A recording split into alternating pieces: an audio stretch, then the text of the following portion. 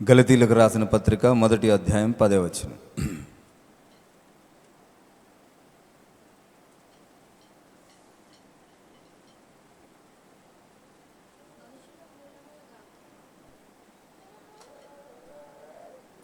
మొదటి అధ్యాయం 10వ వచనం. ఇప్పుడు నేను మనుషుల దయను సంపాదించుకొన చూచుచున్నానా, దేవుని దయను సంపాదించుకొన చూచుచున్నానా? నేను మనుషులను సంతోషపెట్టగోరుచున్నానా? నేను ఎప్పటికీ మనుషులను సంతోషపెట్టగోరనైతే క్రీస్తు దాసుడను కాకపోయాను. చిన్న ప్రార్థన చేసుకుందాం. స్తోత్రం ప్రభువా, పరిశుద్ధుడా, నమ్మదగిన దేవుడు, జీవం కలిగిన నా తండ్రివి అయ్యా, వాక్యమైన నా తండ్రివి నాయనా,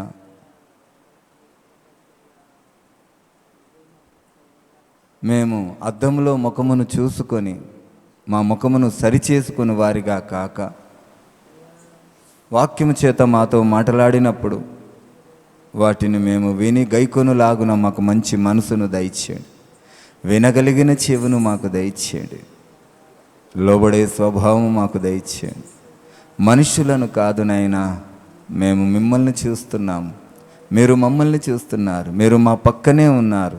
మాకు ఆపద కలిగినప్పుడు మిమ్మల్ని ఎలాగో ఆశ్రయిస్తున్నామో, మేము సంతోషంగా స్వేచ్ఛగా ఉన్నప్పుడు మీరు మా పక్కన ఉన్నారని గ్రహించే జ్ఞానం ప్రతి బిడ్డకు దయచేయమని నజరేయుడైన యేసయ్యా మీ నామమున అడిగి వేడుకుంటున్నాను ప్రభువా, ఆమేన్.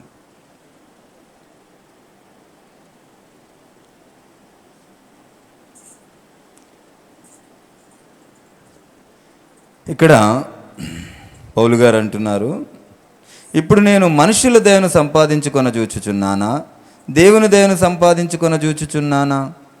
నేను మనుష్యులను సంతోషపెట్టగోరుచున్నానా?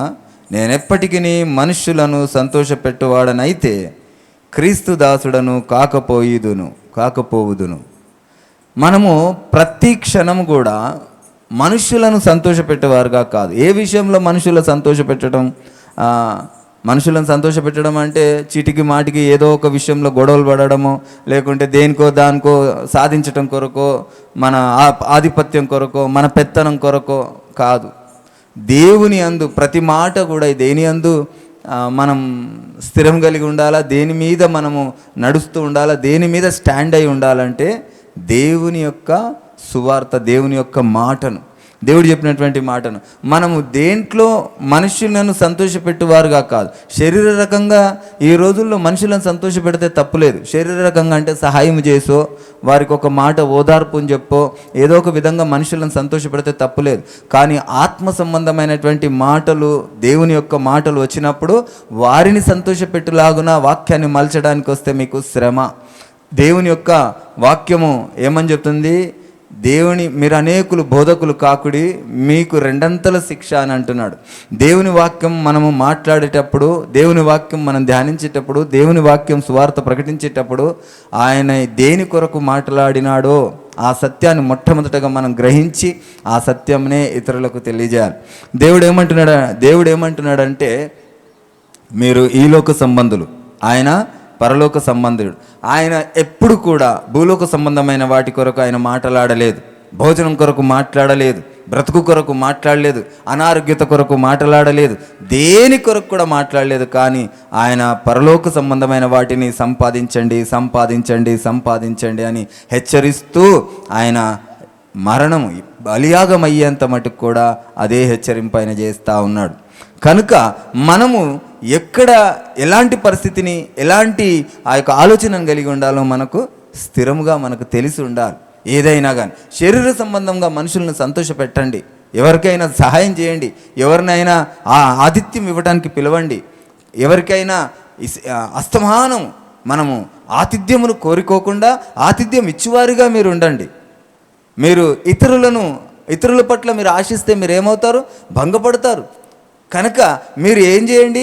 ఇతరులకు ఆతిథ్యం ఇవ్వడానికి ఎల్లవేళలా మీరు అలాంటి ఆలోచన కలిగి ఉండండి. ఆతిథ్యం ఇవ్వండి, ప్రేమించండి, సహాయం చేయండి, అనేక విధమైనటువంటి కలాపాలు చేయండి. కానీ ఆత్మ సంబంధమైన విషయంలో వచ్చినప్పుడు మాత్రం మనుషులను సంతోషపెట్టే విధమైనటువంటి ఆ యొక్క మాట ఆ యొక్క ఆత్మను చంపుతుందని దేవుని వాక్యం చెప్తా ఉంది.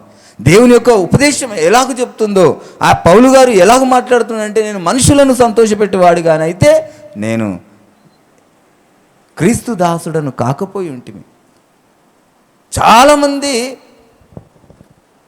వారికి తగినట్టుగా, వారికి ఇష్టం వచ్చినట్టుగానే ఉపదేశిస్తూ ఉంటారు. ఆ సంఘానికి తగినట్టుగా, ఆ సంఘానికి ఇష్టం వచ్చినట్టుగానే, వాళ్ళది వాళ్ళ లెక్క, మనది మన లెక్క అని అనేవాళ్ళు ఉన్నారు. నన్ను కూడా చాలామంది బలపరుస్తూ ఉంటారు, ప్రోత్సహిస్తూ ఉంటారు. మీరు అట్లా చెప్పొద్దు, వాళ్ళది వాళ్ళకే. తర్వాత దేవుడు ఏం చేస్తాడు తెలుసా నన్ను, అప్పుడు తర్వాత నువ్వు మనుషులను సంతోషపెట్టినావు అని నాకు ఉంటుంది అక్కడ.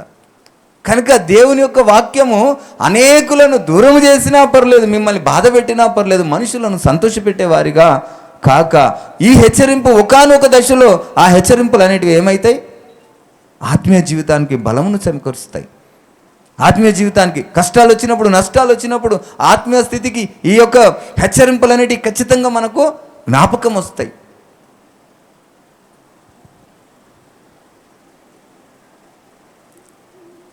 నేను ఒకరోజు 13 సంవత్సరాలు ఉన్నా అనుకుంటా. నేను బీరువాలు తయారు చేసేటటువంటి ఆ కర్మాగారంలో పనిచేస్తుంటే, బీరువాలకు సంబంధించినటువంటి 70% పని నాకు తెలుసు. బీరువాలు తయారు చేసేటటువంటి పని మొట్టమొదటిగా నాకు ఆ కాలంలో నాకు వారానికి 60 రూపాయలు, వారానికి 60 రూపాయలు జీతం. 60 రూపాయలు అంటే గొప్ప. అప్పుడు ఏ ఇయర్ అంటే 84, 85 సంవత్సరం, 1984, 85 సంవత్సరం అనుకుంటా, 85. వారానికి 60 రూపాయలు జీతం. అయితే శనివారం రోజు కొంచెం లేట్ అవుతుంది, జీతం పడ్డది. జీతం పడ్డప్పుడు మా తోటి పనివారు ఏం చేశారు, సినిమా పోదాం రండి అని చెప్పేసి వాళ్ళు పోతురు. మా అమ్మ సినిమా అలవ్ లేదు మేము సినిమా చూసేది. టీవీ చూస్తుంటే కూడా మా అమ్మ కొట్టేది. మా ఇంట్లో టీవీ లేదు. సరే మేము ఎక్కడికైనా బయట నిలబడి టీవీలు, అప్పట్లో చిత్రలహరి అని ఒకటి వస్తుండే, నాన్ స్టాప్ నాన్ సెన్స్ అని వస్తుండే, మిక్కీ మౌజ్ అని వస్తుండే, టామ్ అండ్ జెర్రీ వస్తుండే. ఇవన్నీ ప్రోగ్రామ్స్ మేము ఎక్కడన్నా ఆ టైం వచ్చినప్పుడు చూడాలనే ఆశతోని టీవీలు ఎక్కడైనా కనబడితే బయట కిటికీల దగ్గర నిలబడి చూస్తుంటే మా అమ్మ వెనకకెళ్ళి మెల్లగా వచ్చి మస్తు కొట్టేది. అయితే ఆ రోజు సినిమాకి భయం వేస్తూనే ఉంది, కానీ నా స్నేహితులు ఉన్నారు కదా అన్న ఆలోచనతోని అక్కడ జరిగే పరిణామాన్ని మర్చిపోయినా. ఏడ జరిగే పరిణామం, ఇంటి దగ్గర జరిగే పరిణామం. మా అమ్మ దగ్గరికి వచ్చిన తర్వాత ఏమవుతుందో అనేది నేను మర్చిపోయినా. సినిమాలో మంచిగా బిజీ అయినా, స్నేహితులతో చక్కగా సినిమా చూసినా. రాత్రి అప్పుడు 10:30 అవుతుంది. అక్కడ ఫస్ట్ షోకి ఆ టైం అయ్యేది. అయితే 10:30కి మెల్లగా ఇంటికి వెళ్తే మా అమ్మ మంచిగా, అప్పటికి నేను రోజు 5:30, 6 గంటలకు ఇంటికి వచ్చేవాడిని. 10 అయిందంటే అప్పటికే అర్థమైపోయింది ఎక్కడ పోయింది. మా అమ్మ వెతుకుతూ ఉంది. అప్పట్లో ఫోన్లు లేవు, ఏం లేవు. వెతికిదంగానే మా గురువుగారు ఉంటుండే, మా మేస్త్రి, వాళ్ళ ఇంటికి పోతే సినిమాకి ఇట్లా పోయినట్టున్నారని వాళ్ళమ్మ దర్జాగా చెప్పినట్టుంది. మా అమ్మ మంచి వైలాకు బరిగెలు ఉంటుండే, చుట్టూ 2 బరిగెలు తీసి దగ్గరే పెట్టుకుంది. నేను రాగానే మంచిగా దగ్గరికి వచ్చిన తర్వాత చేయి పట్టుకుంది, ఇష్టం వచ్చినట్టు కొట్టి బట్టలన్నీ ఇప్పింది. 14 సంవత్సరాలు బట్టలన్నీ ఇప్పి ఇంటి ముందు మోకాలు లేపించింది. మోకాలు లేపిస్తే మా మేస్త్రి వాళ్ళ అమ్మ, వాళ్ళ చుట్టూ బంధువులందరూ కూడా వచ్చి అక్క పోనీ అక్క అని బతిమలాడితే చాలాసేపటికి సరే లేచినాడు ఇంట్లో కంటే అప్పుడు బట్టలు ఇస్తే బట్టలు వేసుకుని. ఎన్ని సంవత్సరాలు ఉన్నప్పుడు నేను 14 సంవత్సరాలు. నన్ను అంత కఠినంగా కొట్టితేనే ఆ సినిమాకు నేను చూసినటువంటి దానికి నాకేమైంది, క్షమాపణ దొరికింది. ఇక్కడ శిక్ష పడి క్షమాపణ దొరికి నేను తిరిగి ఇంట్లోకి చేరడానికి నాకు ఒక అవకాశం దొరికింది. కనుక దేవుడు కూడా ఈరోజు మనం అనుకుంటుండొచ్చు, ఏ పని చేసినా కానీ దేవుని శిక్ష రాదు అని. ప్రతి ఒక్కరు, దేవుడు ప్రేమామయుడు, కృపామయుడు, ఆయన క్షమించే దేవుడు. క్షమిస్తాడు, కానీ ఏ విధంగా క్షమిస్తాడు? నిన్ను శిక్షించకుండా క్షమించాడు. నీకు శిక్ష లేకుండా ఆయన సన్నిధికి నువ్వు రాలేవు. నువ్వు శిక్షింపబడకుండా ఆయన సన్నిధికి నువ్వు రాలేవు. నువ్వు చేస్తున్నటువంటి ప్రతి చర్యకు కూడా శిక్ష అనేది ఉంది. నువ్వు మాట్లాడుతున్న ప్రతి మాటకు కూడా శిక్ష అనేది ఉంది. నువ్వు మాట్లాడే ప్రతి మాటకు నీకు శిక్ష లేకుండా ఆ దేవుని దగ్గరికి రాలేవు. ఆ యొక్క అది దేవుని యొక్క తత్వము కాదు. కానీ అక్కడ ప్రధానమైనటువంటి ఆ యొక్క మీ తరఫున కొట్లాడేటటువంటి న్యాయవాది ఎవరు చెప్పండి? అపవాదిగాడు. ఈయన ఈ కథ చేసిండు, ఈ మాట మాట్లాడండి, ఈ ఉద్దేశం కలిగిండు, ఇలాంటి చర్య చేసిండు, ఈయనకు ఎలాగూ నువ్వు నిన్ను నీ సన్నిధికి ఎలాగ చేర్చుకుంటావు అని అంటాడు. నేను లోకానుసారంగా ఉన్నప్పుడు నేను ఒక చేయకూడని పని చేసిన, తద్వారా నాకు కొంత ధనం సమకూర్చబడ్డది. ఆ ధనం సమకూర్చబడ్డప్పుడు నేను మా కుటుంబీకులతో రక్త సంబంధికులతో అనగా కుటుంబీకులతోనే నేను షేర్ చేసుకున్నాను. నేను ఇలాంటి పని చేసినప్పుడు నాకు ఇంత ఈ డబ్బు వచ్చిందని. అప్పుడు వాళ్ళు మంచిగా సంతోషపడ్డారు. ఒకరోజు ఆ కుటుంబీకులతో నాకు గొడవైనప్పుడు నన్ను బెదిరించారు. ఏమని? నేను పోలీస్ స్టేషన్లో చెప్తాను పలానా రోజు ఈ పని చేసినామని. నాకు అప్పుడు భయం వేసింది, దుఃఖం వేసింది, బాధ వేసింది. నా స్థితి ఏంటి? నన్ను కన్నోళ్ళు, నా రక్త సంబంధికులే నాకు శత్రువులుగా అయినరు అని చెప్పి బాధ వేసింది. కానీ 11 సంవత్సరాల తర్వాత పోలీసు వాళ్ళు ఇంటికి వచ్చారు. 11 సంవత్సరాల తర్వాత పోలీసులు నన్ను అరెస్ట్ చేశారు. సరిగ్గా 10 రోజులు నేను జైల్లో ఉన్నా. 10 రోజులు నేను వేదనను అనుభవించిన, 10 రోజులు బాధను అనుభవించిన. ఆ తర్వాత బెయిల్ పైన నేను బయటికి వచ్చిన. ఇంకా ఇప్పుడు నాకు ఎవరైనా నువ్వు ఆ పని చేసావు కదా, నేను నీకు అక్కడ పోలీస్ స్టేషన్లో చెప్తా అంటే నాకు భయం లేదు. ఎందుకు లేదు? నేను శిక్షను అనుభవించిన. పోలీసు వాళ్ళు కూడా ఇప్పుడు నన్ను ఏం చేయలేరు. నా మీద వాదన వేసే వాళ్ళు కూడా నన్ను ఇప్పుడు ఏం చేయలేరు. ఇప్పుడు నాకేమైంది? స్వేచ్ఛ కలిగింది. నాకు శిక్షను అనుభవించిన నాకు స్వేచ్ఛ కలిగింది. అలాగే దేవుని యొక్క ప్రణాళికలో కూడా నువ్వు అనుకుంటుండొచ్చు దేవుడు ప్రేమామయుడు, క్షమించే దేవుడు. ఎస్, క్షమిస్తాడు. కానీ ఎలా క్షమిస్తాడంటే నీకు తెలియకుండా నువ్వు అన్య జీవితంలో ఉన్నప్పుడు నిన్ను క్షమిస్తాడు. నువ్వు క్రైస్తవుడుగా పుట్టి, నువ్వు క్రైస్తవుడుగా సమస్త విషయంలో ఆయన వాక్యము నీకు తెలిసి కూడా నువ్వు దేవునికి వ్యతిరేకంగా చేస్తే దేవుడు అస్సలు క్షమించాడు. క్షమాపణ అంటే ఏందో మొట్టమొదటిగా మనం తెలుసుకోవాలి. క్షమాపణ అంటే ఏంటి? ఈ పనులకు తగినటువంటి పరిహారం మనం అనుభవించాలా, తప్పదు. 110% దానికి రోగం రూపంగానో లేకుంటే అనేక విధమైనటువంటి ఆ యొక్క పనిష్మెంట్ మనం అనుభవించాలి. క్షమాపణ అనేది ఏంటిదంటే ఆ నిత్య రాజ్యంలో ఆయనతో ఉండడానికి మాత్రమే ఆయన క్షమిస్తాడు. ఆయనతో ఉండడానికి ఆయన క్షమిస్తాడు అంటే మరి ఇవన్నీ ఎందుకు ఇవ్వాలి అంటే ఇవన్నీ లేకుండా ఆయనను చూడలేం. ఈ శిక్ష లేకుండా ఆయన మహిమను మనం చూడలేం. ఈ యొక్క పనిష్మెంట్ మనం పొందకుండా ఆయన మహిమను మనం చూడడానికి ఆ అర్హత లేదు. చూడగానే చచ్చిపోతాం. మనం పవిత్రులుగా కావాలంటే ఆయన మొట్టమొదటిగా మనల్ని ఏం చేస్తాడు? ఆయన పవిత్రులుగా చేస్తాడు. ఆయనను చూసే అంతగా మనల్ని మారుస్తూ ఉంటాడు. మనం అనుకుంటాం, మనం మాట్లాడిన మాట రాత్రిగాంగున ప్రార్థన, ప్రభువా నన్ను క్షమించయ్యా అంటే క్షమించేస్తాడు అనుకుంటున్నాం. దానికి పనిష్మెంట్ తప్పకుండా ఉంటుంది. ఆయన క్షమిస్తాడు. ఆయన నిత్య రాజ్యంలోనికి తీసుకోవడానికి ఆయన సిద్ధంగా ఉన్నాడు. కానీ నువ్వు వెళ్ళలేవు అందులోకి. దావీదు గారు ఏం చేసిండు? ఒక చిన్న పొరపాటు చేసిండు. దానికి పరిహాసం మొత్తం ఆయన అధ్యాయం మొత్తం ముగిసిపోయింది. ఆయన తిరిగి రాజు కావడానికి ఆయన అధ్యాయమే ముగిసిపోయింది. ఆయన కన్నీరు కార్చి ఆయన కన్నీరులో పడక కొట్టుకుపోయిందట. అంతగా కన్నీరు కార్చిండు. నీకు అంతటి ఓపిక ఉందా? నీకు అంతటి ఆ యొక్క నిరీక్షణ ఉన్నదా? ఆ దేవుడు పెట్టినటువంటి శ్రమలు, ఆ పరిస్థితిని ఎదుర్కొనేటటువంటి ఆ యొక్క నిరీక్షణ నీకున్నదా? కొంచెం తప్పు చేస్తాం మనమే. తప్పు చేసి మనకు దానికి తగినటువంటి ఆ ఫలం దొరకగానే దేవుడు ఏం చేసిండు? మనకి నాకేం మంచి కాలేదని దేవునికి దూరంగా పరిగెడుతున్న వారు ఎంతమంది. మనము తప్పు చేసినప్పుడు దాని పరిహాసమును మనం అనుభవించి నిరీక్షణ కలిగి ఉంటేనే దానికి పరలోక రాజ్యానికి తిరిగి ఆయన క్షమాపణ. ఆయన మనల్ని శిక్షించినప్పుడు మనం అనుకుంటున్నాం మనకి ఈరోజు ఏదో ఒక సమస్య మనకు ఎదురైనప్పుడు దాన్ని మనం దేవుడు నాకేమి చేస్తలేడు, నా మొర వింటలేడు అనుకుంటున్నాం. కానీ దేవుడు నీ మొర వింటుండు కనుకనే నేను సరి చేస్తున్న ప్రక్రియను నువ్వు అర్థం చేసుకుంటలేవు. నువ్వు అర్థం చేసుకోకుండానే ఆ యొక్క దేవుడు నాకేమి అన్ని శ్రమలు పెడుతుండు. నువ్వు శ్రమ లేని వాడు అయితే ఏమైనట్టు? దుర్బీజుడవే. మనము శ్రమలలో పాలివారమై ఉన్నామట. ఆయనకు బిడ్డలుగా ఎలాగో పాలివారమైనమో అలాగే శ్రమలకు కూడా పాలివారై ఉన్నాం. మనం అనుకుంటున్నాము మనం పెట్టే మొరను దేవుడు వింటలేడు అనుకుంటున్నాం. కానీ దేవుడు వింటున్నాడు కనుకనే నన్ను ఏం చేస్తున్నాడు? సరి చేస్తున్నాడు. ఆ సరి చేసే ప్రక్రియ నీకేమవుతుంది? బాధ కలుగుతుంది. ఆ బాధ లేకుండా నువ్వు ఆయన చూడలేవు. ఆయన సరి చేసే ప్రక్రియలో నువ్వు ఆయన దగ్గర రాలేవు. చాలామంది ఏమనుకుంటారు? యేసయ్య నమ్ముకోగానే మనం ఏమైపోవాలా? లక్పతులం అయిపోవాలా, కరుడుపతులం అయిపోవాలా. దేవుని చిత్తంలో దేవుని ప్రణాళిక ఏంటో మొట్టమొదట తెలుసుకోండి. మనము లక్పతులం కరుడుపతులం అయితే పరలోక రాజ్యంలో ప్రవేశం లేదు. ధనవంతుడు ఆ యొక్క లాజరు ఇద్దరి మధ్యలో ఆ డిస్కషన్ చూడండి. నువ్వు లోకంలో ఉన్నప్పుడు నువ్వు తిన్నావు, సుఖించినావు, నువ్వు హ్యాపీగా ఉన్నావు. ఇప్పుడు ఆయన హ్యాపీగా ఉండు, నువ్వు వేదన పొందు. ఆయన అక్కడ పాపం అక్కడ ఎత్తి చూపలేదు. దేవునికి వ్యతిరేకమైంది ఆ ధనము. అందుకే అంటాడు దేవుడు, ఏమంటాడు, ధనవంతుడు పరలోక రాజ్యంలో చేరుట అసాధ్యము, సూది బెజ్జంలో నుంచి ఒంటె దూరుట సాధ్యమేమో కానీ ధనవంతుడు పరలోక రాజ్యంలో చేరుట అసాధ్యం. మనము ఏదైతే దేవుడు వద్దంటుండో దాని వెనుకనే పరిగెడతా ఉన్నాం. ఏదైతే దేవునికి ఇష్టమో దాన్నే మనం ఇష్టపడతా ఉన్నాం.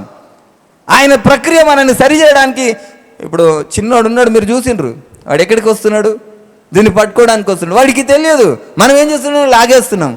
దేవుడు కూడా మనల్ని అలాగే లాగేస్తూ ఉంటే దేవునికి మనం ఏం చేస్తున్నాం, దేవుడు నాకేం చేస్తలేడు, దేవుడు నాకేం చేస్తలేడు. దేవుడు నీకు చేస్తున్నాడు కనుకనే నీకు ఇలాంటి శ్రమ. నీకు శ్రమ కలుగుతుందా? నువ్వు ఎవరి ప్రణాళికలో ఉన్నట్టు? దేవుని ప్రణాళికలో ఉన్నట్టు, దేవునికి ఇష్టంగా బ్రతుకుతున్నట్టు. కష్టాలు, ఆ నష్టాలు, ఆ బాధలు, ఆ వేదనలో నిన్ను దేవుడు ఒక ఆనిముత్యంలాగా తయారు చేయడానికి ఆయన ఇష్టపడతా ఉన్నాడు. చూద్దామా?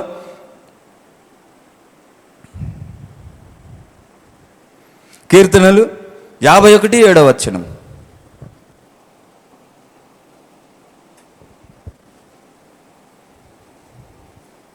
కీర్తనలు 51:7.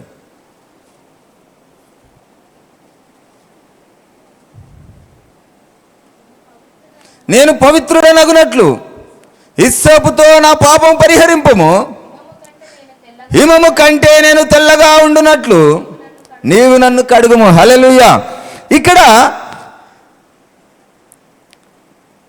నేను పవిత్రుడనగునట్లు హిస్సోపుతో నన్ను నా పాపము పరిహరింపుము, హిమము కంటే నేను తెల్లగా నుండునట్లు నీవు నన్ను కడుగుము. హిస్సోపు అంటే ఏంటండి? హిస్సోపు అంటే ఏంటి?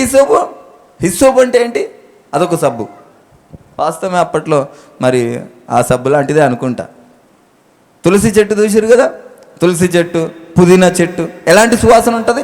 హిస్సోపు అనేది కూడా అదొక రకము, అదొక రకమైనటువంటి తైలము. ఆ సువాసన ఇంట్లోకి సువాసనగా ఉంటుండే. నీ ఆత్మ జీవితము సువాసనగా ఉండాలా, నీ మాట సువాసనగా ఉండాలా, నీ ప్రవర్తన సువాసనగా ఉండాలా. సువాసనగా చేయమని అక్కడ అడుగుతా ఉన్నాడు. నన్ను హిస్సోపుతో కడగయ్యా, హిమము కంటే తెల్లగా చేయండి. హిమం అంటే ఏంటమ్మా? హిమం అంటే ఏంటి చెప్పాలి త్వరగా. హిమం అంటే ఏంటి? మంచు. హిమాలయాలు తెలుసు కదా, హిమాలయాలు ఎంత తెల్లగా ఉంటాయి, దూరం నుంచి చూస్తే తెల్లగా ఉంటాయి. మంచులాగా మనని కడగమంటాడు తెల్లగా. నీ హృదయం బయట బట్టలు తెల్లగా కాదు, నీ హృదయం తెల్లగా ఉండాలా, నీ ఆలోచన తెల్లగా ఉండాలా, నీ మనసు తెల్లగా ఉండాలా. మనము తెల్ల బట్టలు వేసుకొని ఇతరుల పట్ల ద్వేషమును అక్కసును కక్కుతా ఉంటే మనం ఎలాగూ మనము ఆ యొక్క దేవునికి ఇష్టలుగా కనబడతాం. నువ్వు తెల్ల బట్టలు బయటికి వేసి బట్టలు వేసుకోగలవేమో, కానీ దేవుని దృష్టిలో ఇంకా ఏం చేస్తా ఉంటాడు, నలుపుతా ఉంటాడు. అందుకే దేవుడిని అడుగుతా ఉన్నాడు, నేను పవిత్రుడనగట్లో హిస్సోపుతో నా పాపం పరిహరింపుము, హిమము కంటేను నేను తెల్లగా నుండినట్లు నీవు నన్ను కడుగుము. ఆయన కడిగే ప్రక్రియలో కడగమని అడుగుతున్నావు. దేవా, నేను నిలబడాలా, నీ రాజ్యంలో నేను ఉండాలా. కానీ కడుగుతుంటే నీకేమైతుంది? బాధ అవుతుంది. నీకు ఆయన కడుగుతుంటే నీకు ఇష్టం అనిపిస్తలేదు. ఆయన కడిగేది ఆయన ఇష్టమేదో మొట్టమొదటిగా తెలుసుకోలేదంటే ఆయన దగ్గరికి రాకు. ఎందుకంటే దేవుని యొక్క ప్రక్రియ వెళ్ళకుండా నువ్వు ఆయనతో ఇష్టంగా జీవించడం అసాధ్యము, ఆయనకి ఇష్టంగా నువ్వు బ్రతకడం అసాధ్యం. ఆయన దీనుల కొరకు వచ్చిండు, ఆయన దరిద్రుల కొరకు వచ్చిండు, ఆయన నిస్సహాయుల కొరకు వచ్చిండు. ఆయన నిస్సహాయుల పట్ల నిలబడి వాద్యమాడే దేవుడు, న్యాయము తీర్చేవాడు. అందుకే ఏమంటున్నాడు ఇక్కడ, ఎవరి కొరకు వచ్చినా అంటున్నాడు, నేను నీతిమంతుల కొరకు రాలేదు. పాపులు ఎవరండి? వాక్యం తెలియని వాళ్ళు పాపులు, వాక్యం అర్థం కాని వాళ్ళు పాపులు, దేవుడు అనేవాడు తెలియనుకుండా ఉండడం పాపులు. అందుకొరకే అంటుండే, తెలియని వాళ్ళ కొరకే నేను వచ్చిన, నిస్సహాయుల కొరకే వచ్చిన, బలులు అర్పించలేని వారి కొరకే నేను వచ్చిన, ఆ బలులు అర్పించలేని వారి కొరకే నేను బలిగా మారినాను అంటున్నాడు. ఆ విషయాన్ని మనకు ముందుగా తెలియజేస్తాను. మనం మొట్టమొదటగా ఆయనని ఎలాగూ బ్రతిమలాడుకోవాలి, ప్రభువా దీనుడుగా. అందుకే దేవుడు ఏమంటున్నాడు, నేను దీన మనస్కుడను, నేను సాత్వికుడను, మీ కాడి ఎత్తుకొని ఏం చేయాలట, ఆయన యుద్ధ నేర్చుకోవాలట. ఏమని నేర్చుకోవాలా? దీన మనసు, నీలాగా నన్ను మార్చు నాయన, దీనుడుగా నన్ను మార్చు, నాకు సాత్విక హృదయం నాకి. మనమేమో మన బలాన్ని ప్రదర్శించుకుంటా ఉంటాం, మన బలాన్ని ప్రదర్శిస్తూ ఉంటాం, మన కోపాన్ని ప్రదర్శిస్తూ ఉంటాము, మన గొప్పతనాన్ని ప్రదర్శిస్తూ ఉంటాము. దేవుడు సాక్షాత్తు దేవుడు ఏమంటున్నాడు, ఆయన నేను దీన మనస్కుడను, సాత్వికుడను, మీ కాడి ఎత్తుకొని నా యుద్ధం నేర్చుకోండి అయ్యా, ఎలాగుండాలో మీకు నేర్పిస్తున్నాను, నేర్చుకోండి అయ్యా. చిన్నప్పుడు మేము, ఇప్పట్లో ఆటలు లేవు, అప్పుడు మేము ఎలాంటి ఆటలు ఆడేవంటే మొత్తం మట్టిలోనే. ఆ ఆటల పేర్లే వేరు. మొత్తం మట్టిలో కట్టెపుల్ల పెట్టి దోలాడేది మట్టిలోనే, దాల్దడి దచ్చినప్పుడు అని మట్టిలోనే. అప్పుడు చెప్పులు కూడా సగం ఉండేది కావు మాకు. ఒక్క జత బట్టలు ఉంటే ఆ బట్టలు చినిగిపోయేదాకా వేసుకునే వాళ్ళం. అంతటి పరిస్థితి చాలా మట్టుకు, మా ఒక్కరికనే కాదు, చాలా మట్టుకు ఉంటుండే. అంటే ఎందుకంటే బట్టలు తేక కాదు, లేక కాదు. అప్పుడు అన్ని ఆటలన్నీ అలాంటివి ఉండేటి. జారుడు బండలు ఉంటుండే. మేము జారేసరికి కొత్త నిక్కర్లు వెనకాల చినిగిపోయేటి. మా నాన్న మంచి మంచి బట్టలు తెచ్చేవాడు, కానీ అలాగ మేము చేసుకునే వాళ్ళం. అలాంటి ఆటలు ఉండే. మొత్తం మట్టి అయితే మా అమ్మ స్నానం చేపిస్తందుకు తీసుకుపోయి స్నానం చేస్తుంటే, ఆ రుద్దుతుంటే ఒకటే ఏడుపు. అందరం మా పిల్లలు, మన చిన్నగా ఉన్న వాళ్ళం అందరం ఏడుస్తూ ఉంటే మీరికే ఇంకా 2-3 కొడుతుండే. కొట్టి ఏమైంది, బంగారం పోతుందా అంటుండే. అలాగా ఆ రుద్దే ప్రక్రియలో మాకేమవుతుండే, బాధ అవుతుండే, మురికిపోతుండే, కానీ మాకు బాధ అవుతుండే. ఆ బాధలో వీళ్ళు ఏమంటుండే, ఏమైంది నీ బంగారం పోతుందా? కాదు, మురికే పోతుంది. కానీ మేము ఏడ్చేవాళ్ళం, మేము బాధపడేవాళ్ళం. ఆ దేవాది దేవుడు కూడా నిన్ను బాధ పెట్టడం ఆయనకి ఇష్టం లేదు. నిన్ను కడుగుతున్నాడు, కానీ నీకేమవుతుంది, బాధ అవుతుంది. బాధ కలగకుండా మనం ఆయనకి ఇష్టడుగా బ్రతకడం అసాధ్యం. బాధను అనుభవించకుండా దేవుడు ఆయన ఆ శిలువ పైన ఎన్ని అనుభవించాలో అన్ని అనుభవించిండు. ఎంత అనుభవించాలో అంత అనుభవించి ఆయన విలువ పెట్టి మనని కొన్నాడు. ఆయన రక్తం పెట్టి మనని కొన్నాడు. ఆయన ప్రాణం ఇచ్చి మనని కొన్నాడు. కనుక ఆయన ఏమంటున్నాడు, మనల్ని ఇస్సోపుతో కడగాల. ఇస్సోపుతో కడిగితే ఇల్లంతా వాసన. పాట ఉంది కదమ్మా, అది సువాసన సువాసన ఇల్లంత సువాసన, ఆరాధన ఆరాధన ఆత్మీయ ఆరాధన, సువాసన సువాసన ఇల్లంత సువాసన, ఆరాధన ఆరాధన ఆత్మీయ ఆరాధన. బంతిలో సీమోను ఇంటిలో అభిషేకం జరిగింది అత్తరుతో యేసయ్యకు. ఆ భోజన పంతిలో సీమోను ఇంటిలో అభిషేకం జరిగింది అత్తరుతో యేసయ్యకు. పాదాలు కడిగింది కురులతో, తుడిచింది కన్నీటితో. పాదాలు కడిగింది తన కురులతో, పాదాలు తుడిచింది. సువాసన ఇల్లంత సువాసన, ఆరాధన ఆరాధన ఆత్మీయ ఆరాధన, సువాసన సువాసన ఇల్లంత సువాసన, ఆరాధన ఆరాధన ఆత్మీయ ఆరాధన.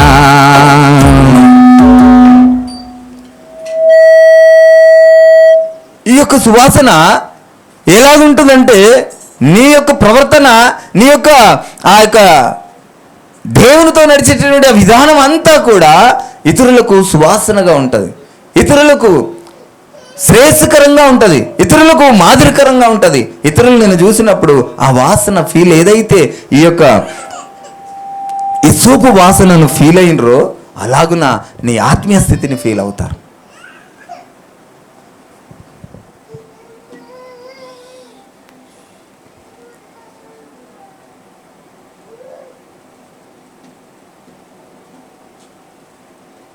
ప్రకటన 7:13.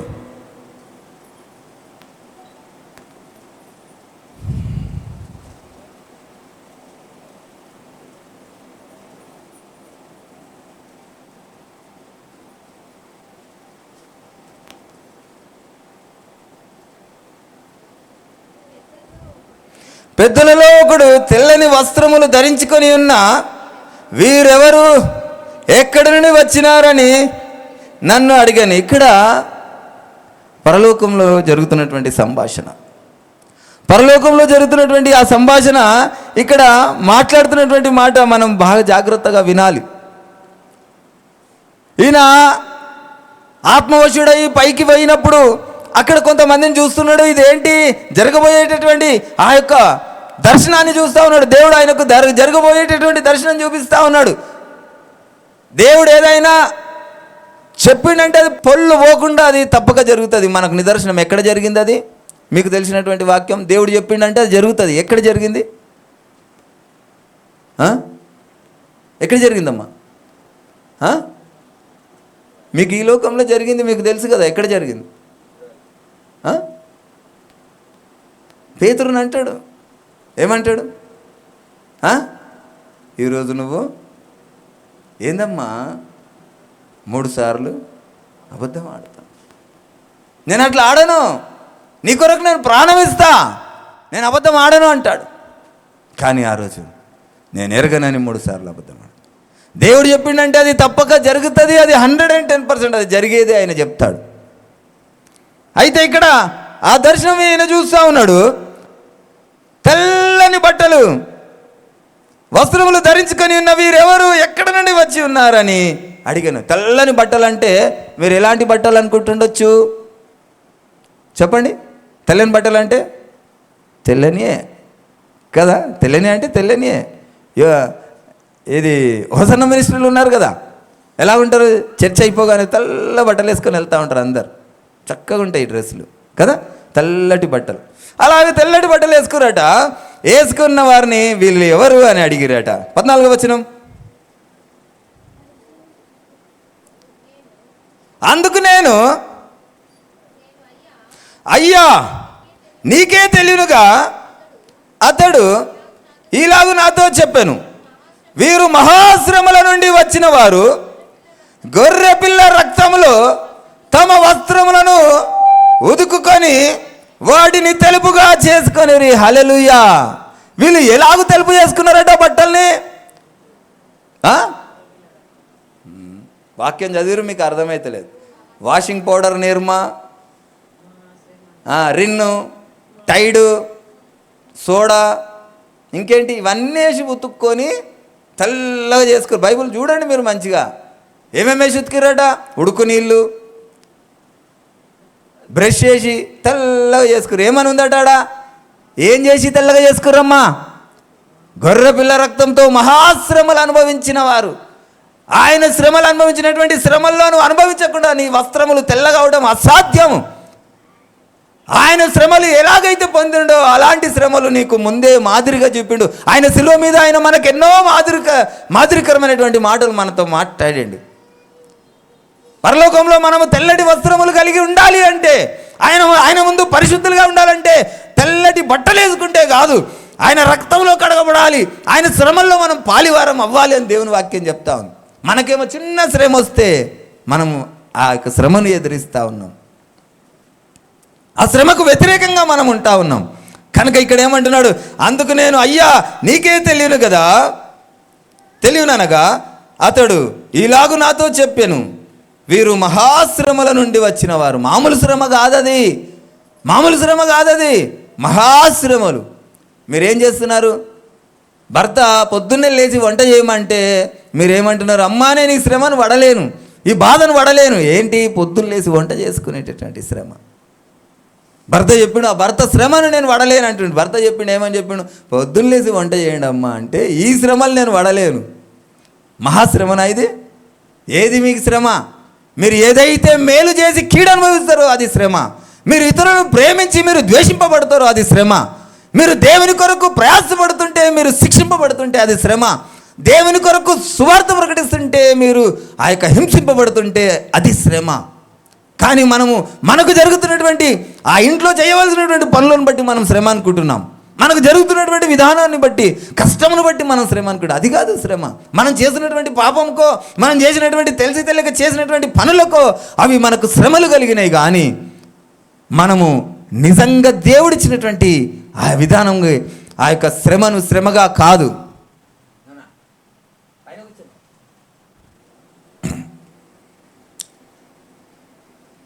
అది శ్రమ కాదు. మనం ఏమనుకుంటున్నామంటే మనకు జరుగుతున్నటువంటి ఆ ప్రక్రియ సరి చేస్తున్నటువంటి దేవుడు చేస్తున్నటువంటి ఆ పాత్రగా మారుస్తున్నప్పుడు మనకు కలిగేదాన్నే శ్రమ అనుకుంటున్నాం. అది కాదు శ్రమ. నేను మీకు చెప్తే వీడు ఎన్ని పనులు చేసిండబ్బా అనుకుంటారు. నేను అల్యూమినియం డేక్షలు తయారైతే తెలుసు కదా మీకు. ఆ డేక్షలు తయారయ్యే కంపెనీలో పనిచేసిన కొంతకాలం. అయితే ఒక ఎల్లో కలర్ కెమికల్ ఉంటుంది. ఈ అల్యూమినియం షీట్ ఇంత లావు ఉంటుంది. అవన్నీ ఆ ఎల్లో కలర్ కెమికల్లో నానబెడతాం. నానబెట్టి ఏ డేక్ష ఏ సైజు ఉంటుంది డై. ఆ డై మీద ఇట్లా మూత రేకు ఇట్లా పెట్టగానే ఇక్కడ కాల్కాడ అది ఉంటుంది. ఇట్లా వత్తగానే పైనుంచి డై వచ్చి ఇట్లా ఒత్తేస్తుంది. ఒత్తేయంగానే ఆ రేకు లోపలికి ఒత్తేస్తుంది. ఒత్తేసినాక మళ్ళీ అది విడిచేయంగానే అది పైకి పోతుంది. ఇంకొకటి ఇట్లా వత్తగానే డేక్ష పైకి వస్తుంది. ఆ పాత్రగా చేసేటప్పటికి దీనికి ఏమేమి కావాలనో దానికి ఆ జారిపోయే తత్వం పైకి వచ్చి ఇట్లా గుద్దుతుంది. ఆ పాత్రగా అలా గుద్దకపోతే పాత్ర కాదు.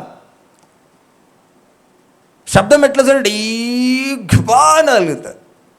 అది లేకపోతే అది పాత్ర కాదు. మనం పాత్రగా కావాలంటే అలాంటివి ఆ దెబ్బలు అవి కావాలి.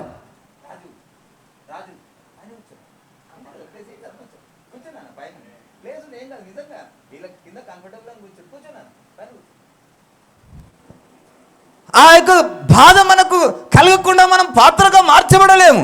మనం పాత్రగా మార్చబడడానికి మనము పడేటటువంటి శ్రమ అనుకుంటున్నాం. అది శ్రమ కాదు. మనం పాత్రగా మార్చబడడానికి మనకు జరుగుతున్నటువంటి విధానాలు. నేను చాలామందిని చూసిన, నేను కొంతమంది ఫ్రెండ్స్ ఉన్నారు నాకు బ్రాహ్మణులు. వాళ్ళు ఏమంటారు, మేమేం పాపం చేయలేదు, మేము పుట్టుకలు పొద్దున్న లేవగానే మేము ఎవరిని హింసించలేదు, ఎవరిని బాధించలేదు, ఎవరిని కష్టపెట్టలేదు, మేము దానాలు ధర్మాలు పుణ్యాలు చేస్తూ ఉన్నాం, మేము ఎలాంటి పాపం చేయలేదు. వాస్తవంగా శరీర సంబంధమైనటువంటి పాపం వాళ్ళు చేయకుండొచ్చు, కానీ మొదటి నుంచి వచ్చేటటువంటి ఆ పాపం మీద ఉన్నది. కానీ మనము నిజంగానే వాళ్ళు నిష్టగా బ్రతుకుతున్నారు, మనము కష్టంగానే బ్రతుకుతున్నాం. మనం ఇతరులను హింసించామేమో, మనల్ని బాధ పెట్టామేమో. వాళ్ళు పల్లెత్తి మాట కూడా అన్నారు. నిజంగా నేను చాలామందిని చూసిన అన్యజనులను ఒక మాట అన్నారు, ఒకరిని హింసించారు, ఒక మాట అనగానే వాళ్ళు మౌనంగా తలంచుకొని వెళ్ళిపోతారు, వీడితో మనకెందుకని. కానీ మనం కొట్లాడిన సందర్భాలు ఉన్నాయి, కొట్టిన సందర్భాలు ఉన్నాయి, రక్తాలు తీసిన సందర్భాలు ఉన్నాయి. వాటికి మనం అనుభవించక తప్పదు. అది పాత్రగా చేయడానికి ఆ డై వచ్చి గుద్దక తప్పదు. అది గుద్దితేనే మనం ఒక పాత్రగా అవుతాం. దాన్ని మళ్ళీ షైనింగ్, మళ్ళీ దానికి మళ్ళీ శుద్ధదెబ్బలు, మళ్ళీ దానికి సరైనటువంటి ఆ యొక్క పనిముట్లతో సరి చేస్తుంటేనే అది ఒక పాత్రగా అవుతుంది. దాన్ని మనం శ్రమ అనుకోవద్దు. అది మనకు ఒక పాత్రగా చేస్తున్నాడు దేవుడు. ఆ పాత్రను మనం తృణీకరిస్తే మనం పాత్రగా కాలేం. దావీదు గారు పొందినటువంటి ఆ బాధలు అనేకమైనటువంటి బాధలు ఉన్నాయి. ఆయన పొందినటువంటి బాధలు ఇంకా అవి బైబిల్లో చదివితే నీలాంటి వాళ్ళు నాలాంటి వాళ్ళు విడిచిపెట్టేటటువంటి స్థితిగా కనబడుతుంది. ఆయన ఏలినటువంటి ప్రజలే ఆయనను వచ్చి ఏమంటారు, ఆయనను హింసిస్తూ ఉంటారు. రాజును ఒక సామాన్య మనుషుడు వచ్చి తిడుతూ ఉంటాడు. అలాంటివి ఎన్నో జరిగినాయి. ఆయనకు రాజు ఓడిపోయాడు, శత్రువులతో తరమబడ్డాడు. భయంకరమైనటువంటి స్థితిని ఆయన అనుభవించి యేసయ్య దగ్గర ఏడ్చి ఏడ్చి ఏడ్చి ఏడ్చి ఏడ్చి నా క్షమించు క్షమించు క్షమించే వరకు కూడా వదలలేదు ఆయన. ఈరోజు మనం ఒక తీర్మానం చేసుకోవాలి. మనము బ్రతుకుతున్నది మనల్ని సరి చేస్తున్నప్పుడు మనము దేవుణ్ణి విసర్జిస్తున్నామా, దేవునికి వ్యతిరేకంగా ఉన్నామా? ప్రభువా నాకు ఈ యొక్క శిక్ష సమంజసమే అన్నటువంటి స్థితిలో మనం ఉన్నామా? నాకున్నటువంటి ఈ పరిస్థితి సమంజసమే అన్నటువంటి పరిస్థితిలో మనం ఉంటేనే ఆయన మనకు చేయగలిగింది ఆయన ఎంతో కొంత చేస్తాడు. మీకు తెలుసు, నేను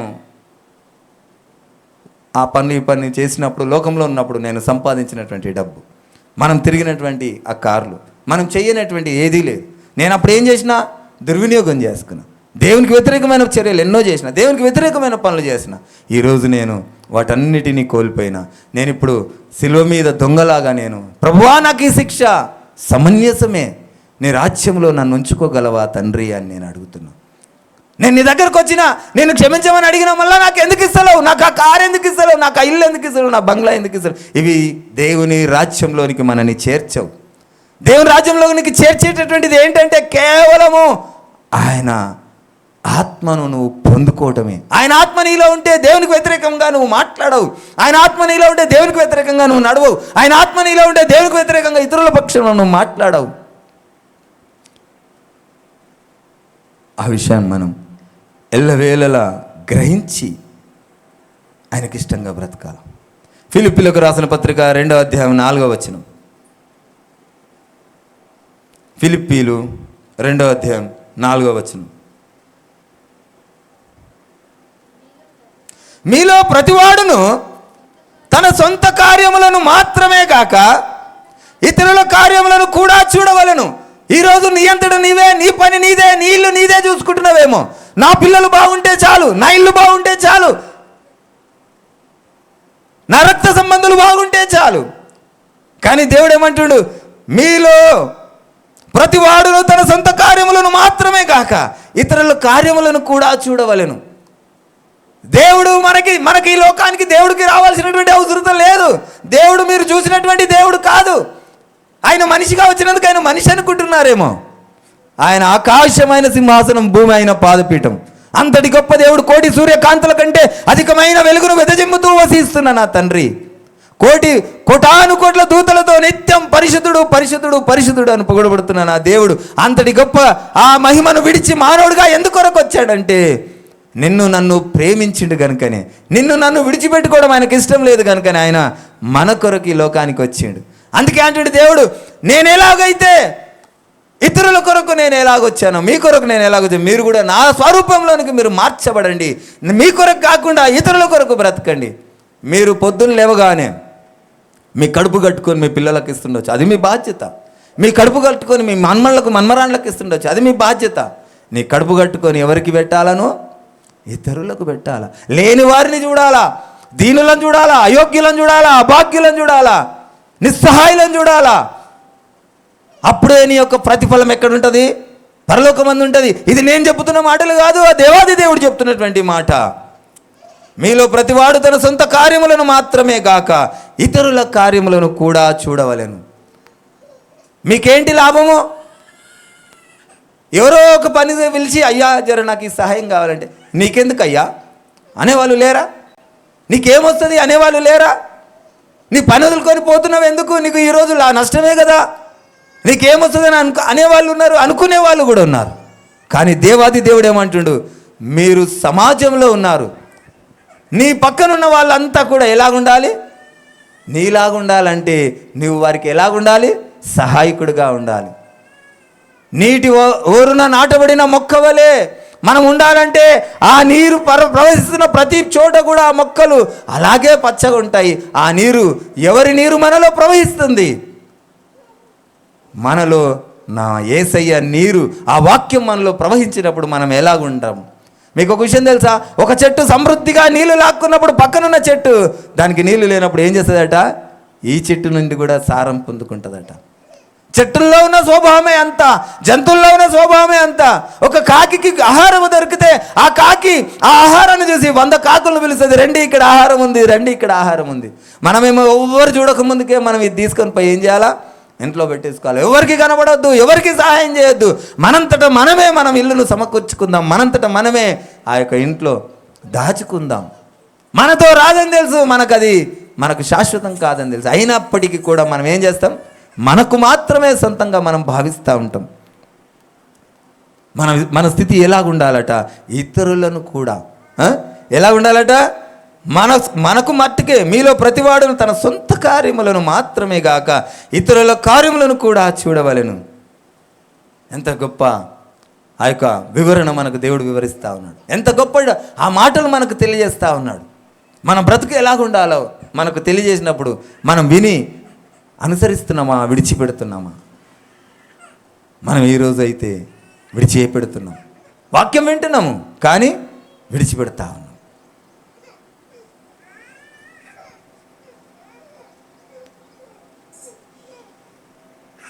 మొదటి దశలోనికాయలు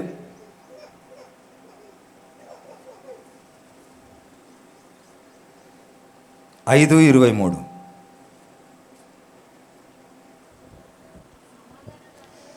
సమాధానకర్త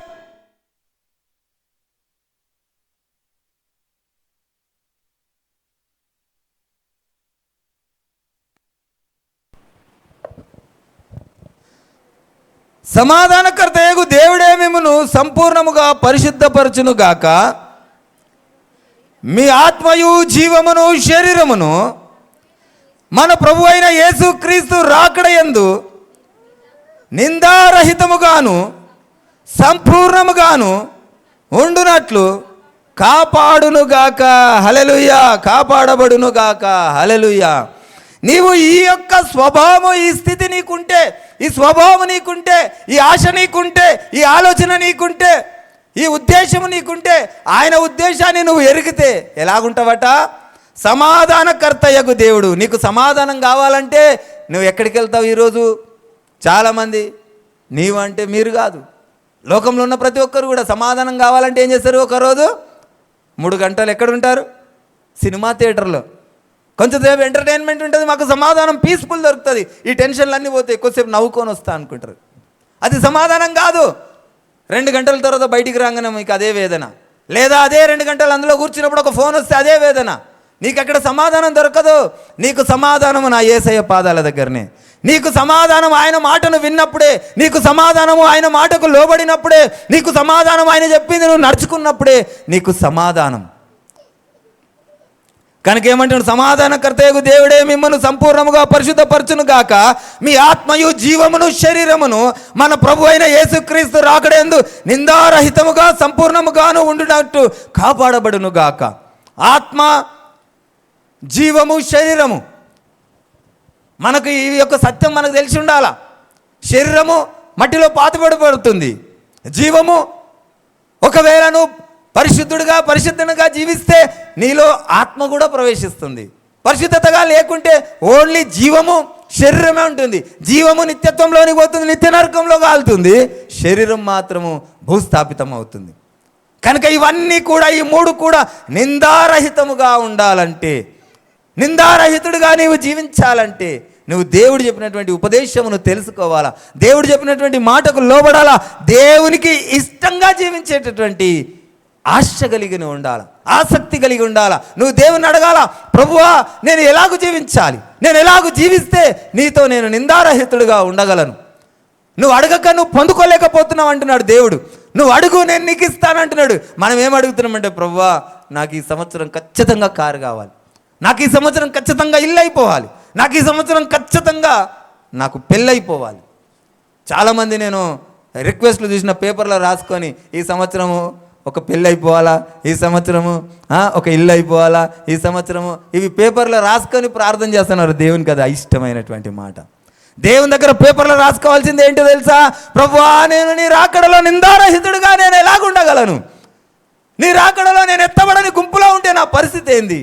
ఒక రోజు వస్తున్నది, ఎదలు గుద్దుకొని ఏడ్చి, ప్రభువా నాకు ఒక అవకాశం అని ఏడ్చేటటువంటి ఆ దినం వస్తున్నది. ఆ విషయాన్ని గ్రహించండి. ఆ దినము రాకుండా నేను ఉండాలని ఆయన, నాకు నీ శక్తినివ్వు తండ్రి, నీ బలము నీవయ్యా, నీ ధైర్యము నాకు ఇయ్యా, నీ స్థైర్యము నాకు ఇయ్యా, నీ దీన మనసు నాకు ఇయ్యా, నీ సాత్విక హృదయము నాకు ఇవ్వు తండ్రి అని నువ్వు అడుగు. అవి పొందుకొని దేవునికి ఇష్టడిగా జీవించు. అలాగ జీవించినప్పుడు నీకేమవుతుంది? ఆటోమేటిక్గా అన్నీ అంటే మళ్ళీ అవే కొడుకుంటున్నారు. అన్నీ కాదు, సమాధానం. నీకేం కలుగును గాక? సమాధానం కలుగును గాక. 1,000,000 కోట్ల రూపాయలు ఉన్నాయి, నీలో ప్రాణము లేదు. 1,000,000 కోట్ల రూపాయలు ఉన్నాయి, నిన్ను కాపాడువాడే లేడు. 1,000,000 కోట్ల రూపాయలు ఉన్నాయి, నీ కుటుంబంలో సమాధానం లేదు. కానీ నా దగ్గర ఏమీ లేదు, కానీ నాకేముంది? సమాధానం ఉంది. హల్లెలూయా. ఆ విషయాన్ని మనం గుర్తుంచుకోవాలి. మొట్టమొదటగా దేవుని దగ్గర మనకు దొరికేది ఏంటంటే సమాధానము, సంతోషము, నెమ్మది. ఆయనతో ఉంటే ఆ సమాధానము, ఆ నెమ్మది, ఆ సంతోషము. నీకు 1,00,00,000 రూపాయల డబ్బులు ఉన్నా కానీ నీకు సమాధానం ఉండదు. నువ్వు దానితో మనం ఏమీ నెమ్మదిని కొనుక్కోలేము.